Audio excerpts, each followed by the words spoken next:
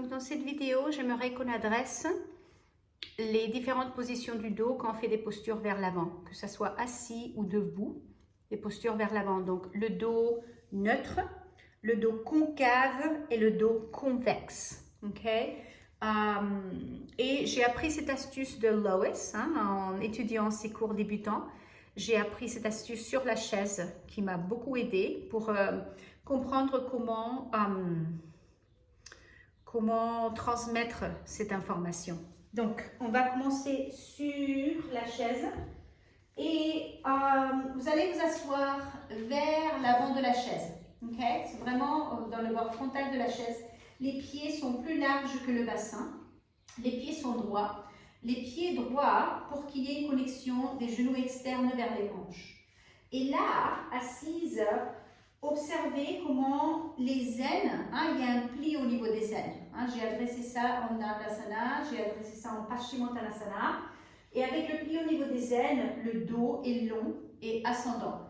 Quand je viens vers l'avant, je veux me plier au niveau des aines. Ce n'est pas la colonne vertébrale qui se plie, c'est le bassin qui roule vers l'avant, autour des fémurs. Je me plie au niveau des aines. Et vous pouvez avoir un peu de hauteur sous les mains. Si le corps n'arrive pas à garder le dos droit en posant les mains par terre, ayez la hauteur nécessaire. Certains d'entre vous auront besoin de plus de hauteur, certains moins de hauteur. À vous de voir. Moi, je vais rester avec le bolster. Et sur les bouts de doigts, là, le dos, il est neutre. Le dos est long, il n'est pas arrondi, mais il n'est pas particulièrement concave. Pour que le dos soit concave, avec les bras bien redressés, pressez les talons contre le sol pour avoir cette connexion des genoux externes jusqu'aux hanches. Et avec les bras bien redressés, roulez les avant-bras vers l'intérieur, roulez les hauts de bras vers l'extérieur, élargissez les clavicules, éloignez les épaules des oreilles, glissez les omoplates loin du cou et rentrez les omoplates bien dans le dos et sentez la musculature du haut du dos s'accrocher aux côtes postérieures. Là, la musculature du dos commence à bosser, poitrine vers l'avant et en allongeant la nuque, vous pouvez même regarder vers l'avant.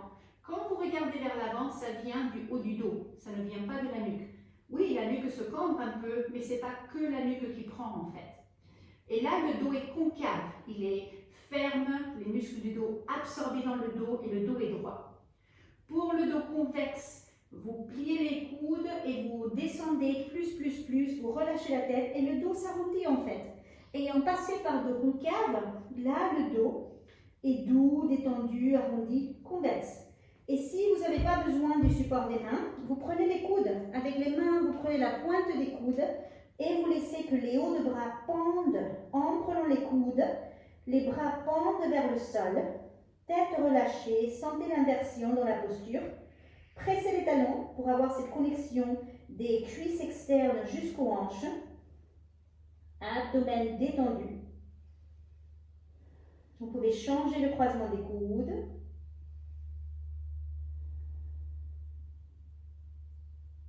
Et puis pour revenir, main sur le support, redressez les bras.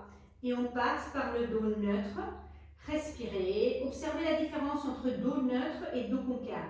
Dos neutre, c'est juste, il est long, il n'est pas particulièrement actif, mais il n'est pas arrondi non plus. Ce n'est pas le même effort qu'un dos concave. Et puis placez les mains sur le haut des cuisses, pause. Pressez les talons. Et là, il faut vraiment se connecter avec les muscles fessiers. Les muscles fessiers descendent vers les ischions vers le sol. Poitrine levée en même temps, donc c'est deux choses en même temps. Fessiers descendent, poitrine monte pour revenir sans casser au niveau du bas du dos. Donc vous apprenez à descendre et à monter en vous servant des jambes et du bassin et pas le bas du dos qui prend le truc. Et puis vous revenez les pieds plus près l'un de l'autre. Et puis voilà, comprendre comment aller vers l'avant dans les postures vers l'avant assises ou debout. Et comprendre ce qu'est un dos concave, un dos neutre, un dos convexe et apprendre surtout comment revenir sans vous faire mal au bas du dos. C'est vraiment les jambes qui assurent et le bassin qui roule autour des fémurs.